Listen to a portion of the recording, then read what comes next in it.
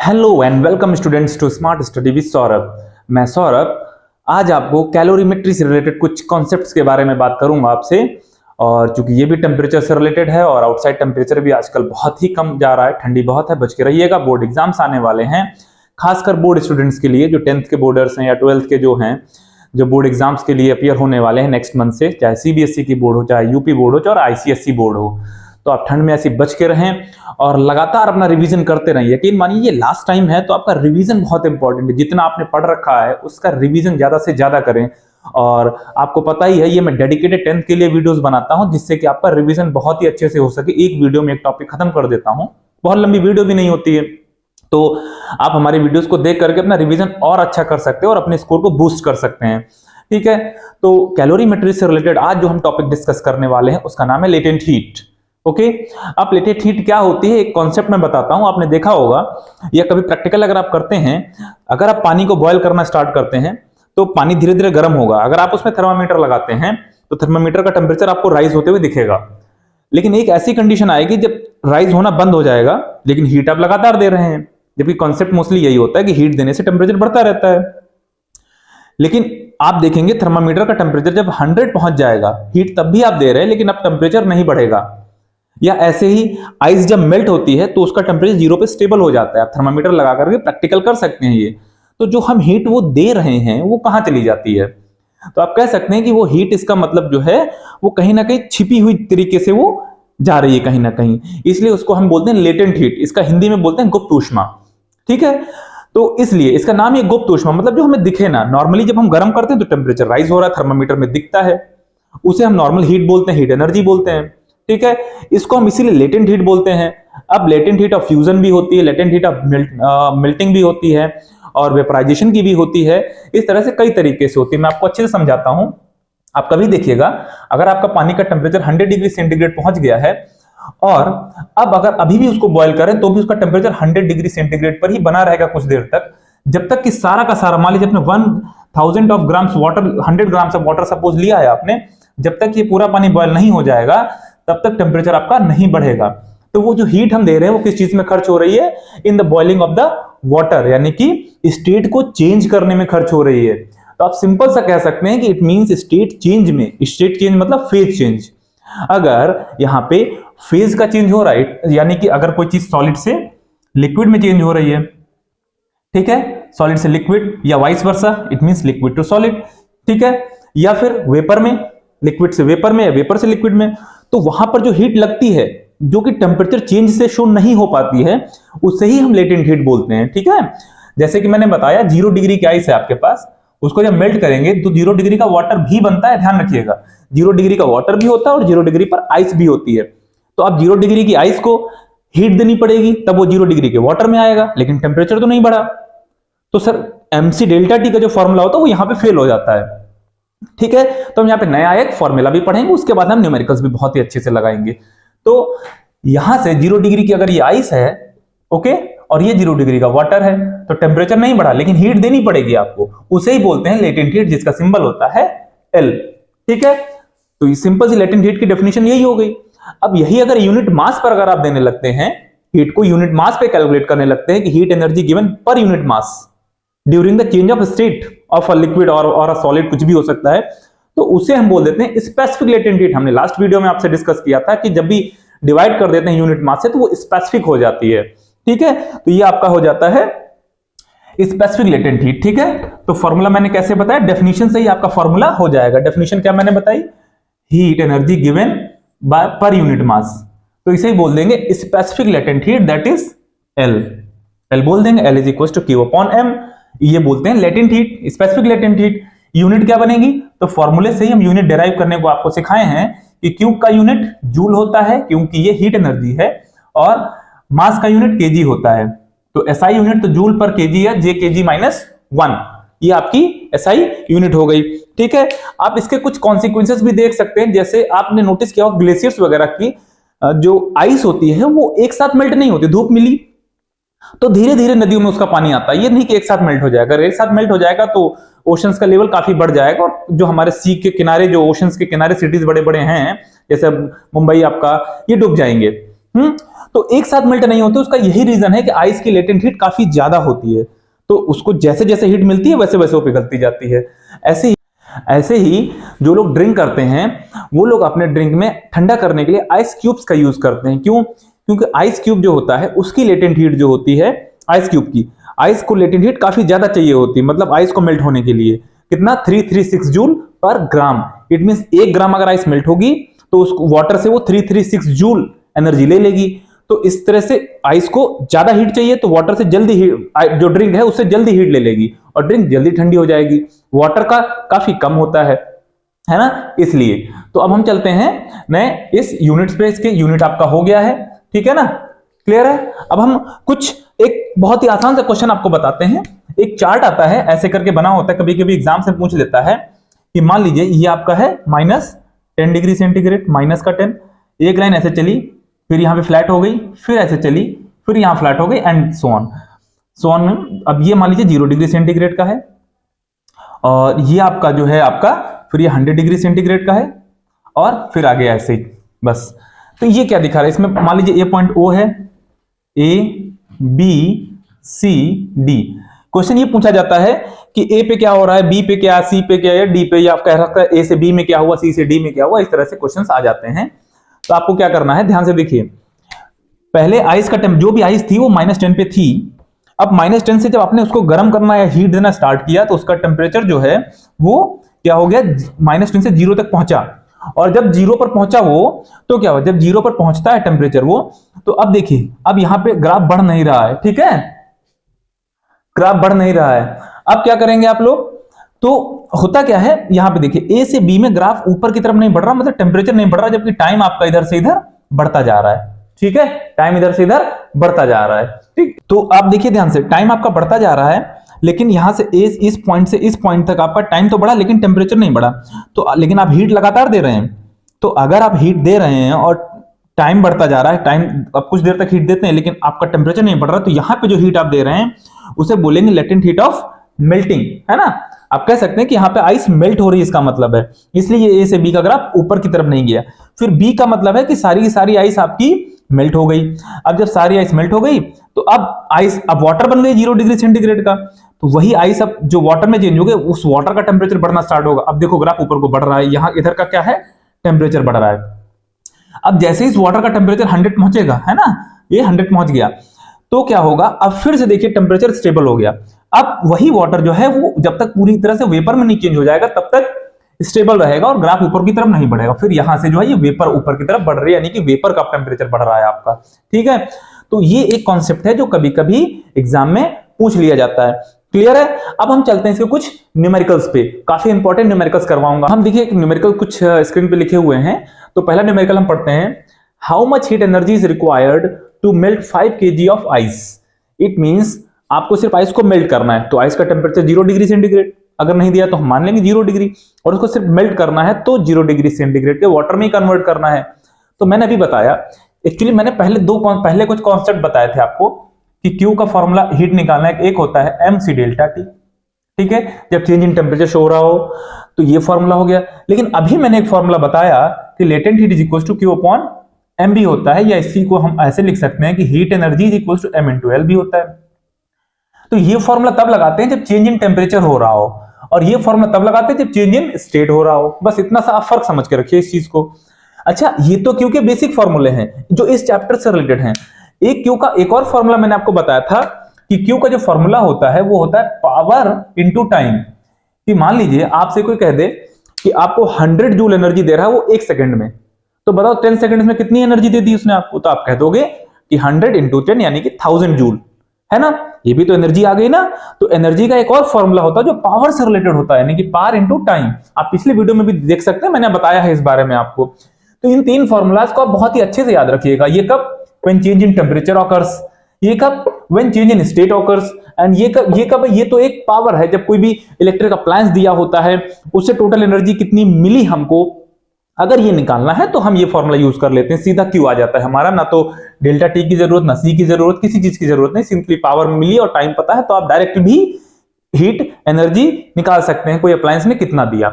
तो जैसे इस क्वेश्चन की बात करते हैं, how much heat energy, it means Q चाहिए आपको, और आइस को मेल्ट करना है तो आपको क्या दिया होगा, एल आपको मान लीजिए दिया है, एल दिया होता है क्वेश्चन में, यहां इसलिए मैंने लिख दिया है 336 जूल पर ग्राम।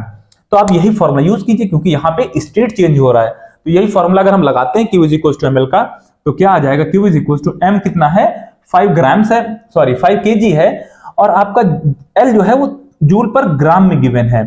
तो ग्राम में अगर ये गिवन है तो ग्राम में इसको भी कर लें, तो 5 kg को आपको पता है 5000 हो जाएगा इनटू, ठीक है, और 336 ये आपका ये गिवन है 336, ठीक है, सिंपली m और ये सॉरी ये m और ये आपका L हो गया, ठीक है ना, और इसका ml हो गया आपका, ध्यान से देख लीजिए Q = ml, और इसकी मल्टीप्लाई कर लीजिए आपका आंसर आ जाएगा, ठीक है, 5 6 30, 5 3 15, ठीक है, और 18,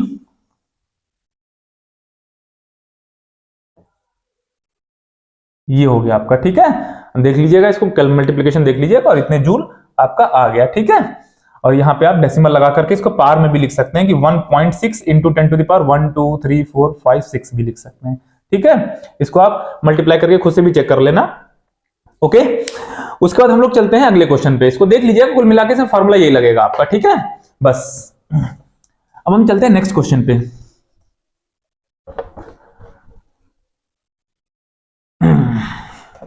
मैंने इस क्वेश्चन का भी थोड़ा सा मटा दिया। क्वेश्चन क्या है, 300 gram of water at 40 degree centigrade is lowered to 0 degree centigrade, ठीक है, on adding some ice to it, ठीक है, क्या किया है, कुछ आइस को इसमें ऐड किया। मान लीजिए आपके पास 300 ग्राम ऑफ वाटर था, 40 डिग्री सेंटीग्रेड पे था, उसका टेम्परेचर 0 डिग्री आ गया, कैसे आ गया, इसका मतलब आइस मिलाई या कुछ ठंडा पानी डाला, तो लिखा है कि एडिंग आइस टू इट, तो कह रहे कितनी आइस आखिरकार हमने इसमें डाली, तो आइस का टेम्परेचर मैंने कहा अगर नहीं दिया है तो 0 डिग्री पर ही मानेंगे आइस को, ठीक है। तो हम करते क्या इस क्वेश्चन में, पहले ये देख लेना कि कितनी वाटर को हीट मिली कि वो 40 से 0 आ गया। अच्छा यहां देखिए 40 से 0 आया, चेंज इन टेम्परेचर दिख रहा है, आप तुरंत mc डेल्टा टी का फॉर्मूला लगाइए, तो Q = mc डेल्टा टी, है ना, मैंने बताया था अभी कि mc डेल्टा टी लगा दिए, जैसे ही चेंज इन टेम्परेचर दिखे mc डेल्टा टी से निकालिए हीट गिवन और टेकन, ठीक है। m कितना है 300, c कितना है वाटर का 4.2, ये वैल्यूज वैसे याद भी रहनी चाहिए आपको, और डेल्टा टी कितना है 40 था 0 आ गया, तो चेंज इन टेम्परेचर कितना हुआ 40 ही हुआ। अब 40 - 0 तो 40 डिग्री सेंटीग्रेड लिखो चाहे 40 केल्विन लिखो, बात एक ही है, ठीक है, मैंने पहले भी बताया है इस वीडियो के इसके बारे में। अब इसको इतना ही छोड़ दीजिए, इतने जूल एनर्जी आपकी आ गई कि इतने जूल एनर्जी वाटर को दी गई, इसका मतलब, ठीक है ना, या वाटर ने सॉरी दी आइस को। अब चलते हैं, और ये एनर्जी कहां खर्च हो गई, आइस को पिघलाने में, और आइस जब पिघलेगी तो उसको हीट कितनी मिली उसको कैलकुलेट करने के लिए हम फॉर्मूला यूज करेंगे Q = ml, यानी कि यही हीट जो है वो ml वाले फॉर्मूले के बराबर हो जाएगी कि नहीं हो जाएगी, तो इसी को हम ml के बराबर कर देंगे ml, आप लिख लेना स्टेप में, ठीक है, कि heat given to the ice ये आपकी आ गई, ठीक है, ठीक है, और heat required to melt the ice is equal to Q = ml हो गया। देखो मैं ही लिख देता हूं, ये आ गई आपकी, आगे लिख दो heat required to melt ice that is Q = ml, और ये हीट कहां से मिलेगी, यही तो मिली आपको, तो इसी को इक्वल कर देना है, यानी कि 300 × 4.2 × 40, देखो मैं कैलकुलेशन कैसे करता हूं, ध्यान से देखिएगा इस चीज को, m आपको निकालना है, l आपको 336 दिया हुआ है। एक चीज को ध्यान रखिएगा, 40 × 4.2 की जो मल्टीप्लाई आती है वो 168 आती है, कितनी आती है 168, करके देख लीजिए, 4 2 8, 4 4 16, एक जीरो था डेसिमल लग गया यहाँ पे, ठीक है, इंटू 300। इस कैलकुलेशन को देखिएगा, अभी कई क्वेश्चंस में देखिएगा ये यूज होती है, इज इक्वल टू m × 336। अच्छा मैंने ये क्यों बताया, क्वेश्चन आपको समझ में आ गया होगा, 300 ग्राम वाटर था 40 डिग्री पे, तो कह रहे उसको 0 डिग्री का बनाना है वाटर, तो आइस कुछ मिला दें, तो कितनी आइस मिला दें, सिंपल सा क्वेश्चन है, ठीक है। अब मैं क्वेश्चन इरेज कर रहा हूं, देखो कैलकुलेशन आपको मैं दिखाता हूं कैसे करते हैं, ठीक है, मजा आ जाएगा आपको। अब देखिए m निकालना है तो इस 336 को डिनोमिनेटर में ले आइए, 300 168 upon 336 is equal to m।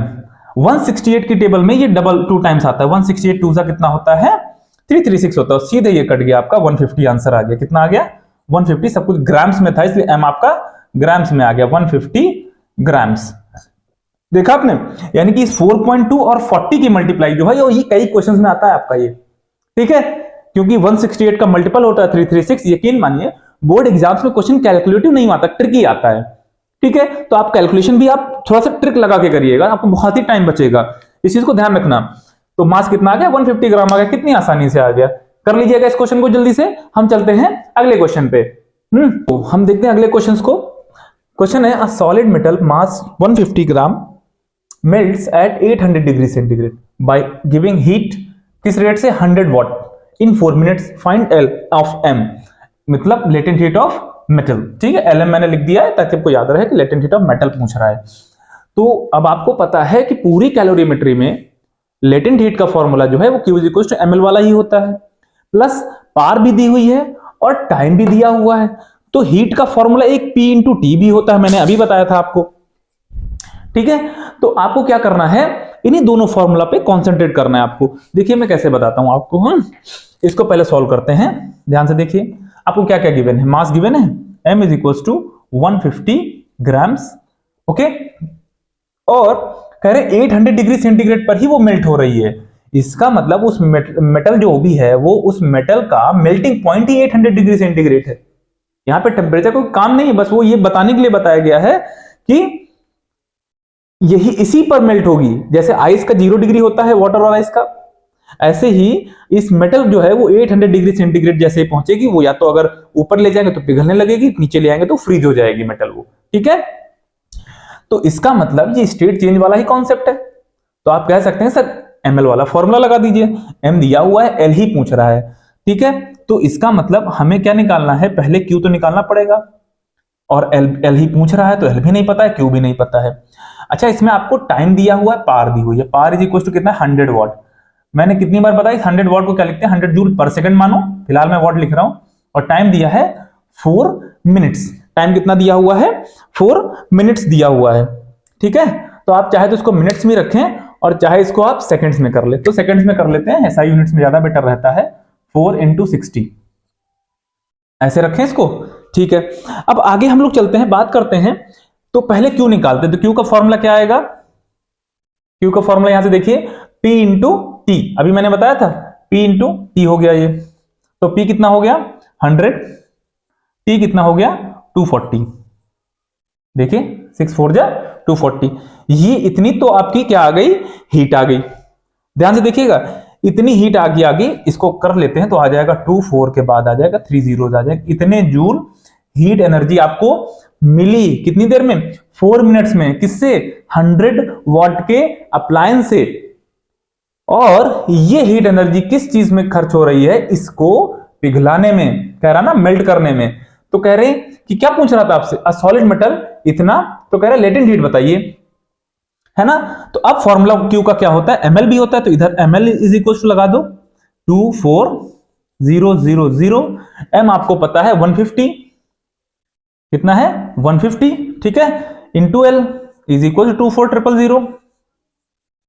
तो यहां से L कितना आ जाएगा, ध्यान से देखिए, L = 24123/150, है ना। इसको कैलकुलेट कर लीजिएगा, मैं भी कर दे रहा हूं, ठीक है, देख लीजिएगा, कैलकुलेशन मिस्टेक हो तो इसको आप अपने आप से कर ले सकते हैं। 15 से 15 1 जा, ठीक है, 990, 15 6 जा 90, 160 आ गया शायद, ठीक है। लेटेंट हीट कितनी आ गई, 160 ही आएगी ना, देख लेना, इस क्वेश्चन फिलहाल ऐसे ही लगेगा, ठीक है। लेटेंट हीट कितनी आ गई, जूल पर ग्राम्स। यूनिट लिखना मत भूलना, मार्क्स कट जाएंगे, ठीक है, फिर मत कहना फुल करके आया था और मार्क्स नहीं मिले। ध्यान से देख लीजिए, P और T मालूम है आपको, तो सीधा सा Q निकल आया। और जब Q निकल आया और स्टेट चेंज की बात हो रही, मेल्ट करने की बात हो रही, तो ml लगा देना है, उसी को ml के इक्वल कर देना है, ठीक है, और आंसर आपका इजीली आ जाएगा। चलते हैं नेक्स्ट क्वेश्चन पे, पढ़ लीजिए तब तक आप लोग एक बार इस क्वेश्चन को।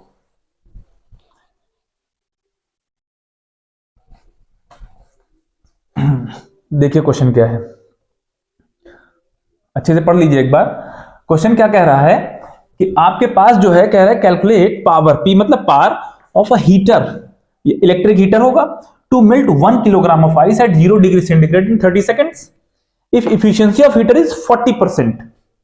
क्या कह रहा है, इफिशियंसी ऑफ हीटर इज 40% है, बाकी आपको आइस का लेटेंट हीट वगैरह तो पता ही है, वो दिया होता है आपको, मैं लिख भी देता हूं। Li इज इक्वल टू कितना होता है 336 जूल ग्राम -1। क्या कह रहा है, calculate the power of a heater. तो अब पावर का फॉर्मूला मैंने अभी बताया था, Q is equal to P into T होता है, उसी में पावर आता है। तो एक तो वो फॉर्मूला आपको ध्यान रखना है, और कह रहा है कि 1 kg आइस को क्या करना है, मेल्ट करना है एट 0 डिग्री सेंटीग्रेड। आइस भी है, तो यानी कि सर ml का फॉर्मूला भी यहां पे आएगा। देखो mc डेल्टा टी का कहीं जिक्र नहीं आ रहा है, ठीक है। तो इसका मतलब 1 kg of ice at 0 degree centigrade है। तो हम ऐसा करते हैं, पहले ये तो भाई पावर निकालने के लिए Q पता होना जरूरी है कि नहीं। टाइम तो पता है ना 30 सेकेंड, तो टाइम पता है लेकिन Q नहीं पता है। तो पहले हम Q तो निकालने, कितनी हीट दी गई उसको, है ना। तो Q के लिए वही Q is equal to ml निकालते हैं, क्योंकि फॉर्मूला तो वही है। तो कितनी हीट दी गई इसको, तो ml से निकालेंगे। m कितना है 1 kg, इसको हम ग्राम्स में चेंज कर लें। L कितना है 336। देखिए kg से ग्राम में इसलिए क्योंकि यहां लेटेंट हीट भी आपके ग्राम में दी हुई, इसलिए हमने ग्राम में कर लिया। और ये कट भी जाता है ना, क्योंकि यहां जो भी यूनिट रखोगे ये ग्राम्स में, ये जूल पर ग्राम्स, ग्राम से ग्राम कैंसिल आउट हो जाएगा, ठीक है। तो ये आपका आ गया 336 और 3 zeros, इतने जूल एनर्जी दी गई उसको मेल्ट करने में। इट मींस 1 kg आइस को मेल्ट करने में इतनी हीट दी गई, ठीक है। अब दूसरी आगे चलते हैं। अब पावर ऑफ अप्लायंस निकालनी है, लेकिन यहां पे एक चीज दी हुई है कि efficiency of the heater is 40%। इसका मतलब क्या हुआ, बहुत इंपॉर्टेंट क्वेश्चन है, ध्यान से सुनिएगा। इसका मतलब यह हुआ कि अगर आप 100 जूल एनर्जी हीटर दे रहा है अगर पानी को गर्म करने में या आइस को मेल्ट करने में, तो उसमें से 60 जूल एनर्जी वेस्ट हो जा रही है, सिर्फ 40 जूल एनर्जी ही यूज हो पा रही है। समझिए इस कॉन्सेप्ट को। इसका मतलब आप तो 100 जूल दे रहे हैं, लेकिन वहां कितनी यूज हो रही, 40 जूल। तो ये जो आपका आया है, ये क्या होगा, 100% एनर्जी, ये टोटल एनर्जी गिवन होगी, ये जो टोटल एनर्जी आपको आपके काम आई वो होगी। तो आप खुद कह सकते हो ना, ये तो सर हमने मास के हिसाब से निकाल ली है कि 1 kg आइस थी, तो ये एनर्जी जो आई, ये कह सकते हैं इनडायरेक्टली कि 40% वाली वैल्यू आई है ये, कि इतनी एनर्जी तो आइस को एक्चुअली आइस को पिघलाने में लगी है। दी कितनी गई होगी, उसका मतलब वो अमाउंट ज्यादा रहा होगा। समझ रहे हैं ना मेरी बात को। तो इट मींस आप ये कह सकते हो कि 336,000 जो आया है आपका जूल एनर्जी, ये 40% की वैल्यू हुई। आपको क्या चाहिए, 100% की वैल्यू चाहिए, क्योंकि हीटर किस रेट से एनर्जी दे रहा है वो तो टोटल पे ही कैलकुलेट करेंगे ना आप। तो इसलिए निकालते हैं टोटल हीट गिवन, ठीक है, टोटल हीट दैट इज 100%। तो एक्चुअली मैंने कैसे बताया, 336,000 ये कितने की वैल्यू हो गई, 40% की। और आपको क्या चाहिए, 100% चाहिए, ठीक है। ये कैंसिल आउट हुआ, 4 से कट, इसको कैंसिल करें 4 से, 4 8 जा 32, 4 4 जा 16, 2 0 और ये 2 0 और, तो ये आ गया आपका 841234 zeros, इतने जूल आ गया आपका, ठीक है। ये तो टोटल हीट दी गई उसको, ठीक है, सॉरी हीटर ने टोटल हीट दी, ये टोटल हीटर ने हीट दी। अब इसी को किसके बराबर कर देना है आपको, P इंटू टी के बराबर कर देना है आपको, क्योंकि PT निकालनी है। तो इसी को P इंटू टी के बराबर कर दीजिए, क्योंकि आपको पावर निकालनी है, ठीक है। तो P आपका आ जाएगा 841234 अपॉन 30 है, ये 1 0 से 1 0 कैंसिल, 3 से इसको कट कर दीजिए तो कितना आ जाएगा, 3 2 जा 6, ठीक है, और 2 बचा, 3 8 जा, तो 28,000, ये कितना आ गया 28,000, ठीक है, वॉट। या इसको आप कह सकते हो 28 किलो वॉट, ठीक है। ये आपका आंसर आ गया। ध्यान से समझिए इस चीज को, ये 40% वाला कॉन्सेप्ट जो है इसको ध्यान से समझ लीजिएगा। आपकी ये जो हीट आई, ये तो आपने ये निकाला ना कि 1 kg वाटर को, आप मान लीजिए आपसे मतलब ही नहीं हीट मिल रही कहीं से या नहीं मिल रही, आपसे सिंपली क्वेश्चन पूछा गया कि 1 kg वाटर को पिघलाने में कितनी हीट चाहिए। आपने कहा ठीक है, m into L लगा दिया, आ गया, है ना, कि 33,000 जो भी आई, 3,36,000 व्हाटएवर। तो ये तो एक्चुअल हीट देनी पड़ेगी ना आपको, आप कितनी वेस्ट कर रहे हैं इट डजंट मैटर, है ना। जैसे आप अर्न करके कुछ भी लाते हैं घर पे, है ना, तो क्या होगा, आपको अपनी सेविंग्स तो देनी ही पड़ेंगी। अगर आपने कार खरीदी है तो कार के लिए वो तो आपको देना पड़ेगा ना इंस्टॉलमेंट, आप कितना बार खर्च कर रहे हैं इट डजंट मैटर। सेम वही यहां पर है कि आपको इतनी हीट तो देनी ही पड़ेगी। तो हीटर कितनी दे रहा है, तो इसका मतलब ये आपके 40% की वैल्यू हो गई। यहां सिंपल सा परसेंटेज का कॉन्सेप्ट लग रहा है कि ये 40% की वैल्यू हो गई, तो 100% आपको चाहिए, तो वो 100% ये आ गई। अब ये हीट जो है यही पावर वाले फॉर्मूले के बराबर कर देंगे, ये P into T is equal to this, तो P आपका निकल आएगा क्योंकि T आपका 30 सेकेंड्स गिवन है। अच्छा क्वेश्चन था, बहुत अच्छा क्वेश्चन था, लगा लीजिएगा इस क्वेश्चन को दोबारा घर पे, ठीक है। अब हम चलते हैं नेक्स्ट क्वेश्चन पे। देखिए क्वेश्चन लिखा हुआ है कि 10 ग्राम वाटर था 10 डिग्री सेंटीग्रेड का और 10 ग्राम आइस थी -10 डिग्री सेंटीग्रेड पे। बहुत इंपॉर्टेंट क्वेश्चन है, 4 मार्क का कम से कम आएगा। 10 gram water at 10 degree centigrade, 10 gram ice eight -10 degree centigrade, और दोनों को मिक्स कर दिया। तो बताओ कि रिजल्टेंट मिक्सचर क्या होगा। गिवन है C ऑफ I मतलब specific heat capacity of ice 2.1, water 4.2 joule per gram per kelvin, और latent heat of ice 336 joule per gram. आपको याद भी हो गया होगा ये। तो शुरू करते हैं, होगा क्या। तो अच्छा, जैसे ही वाटर और आइस को मिलाएंगे वाटर हीट देना स्टार्ट कर देगा।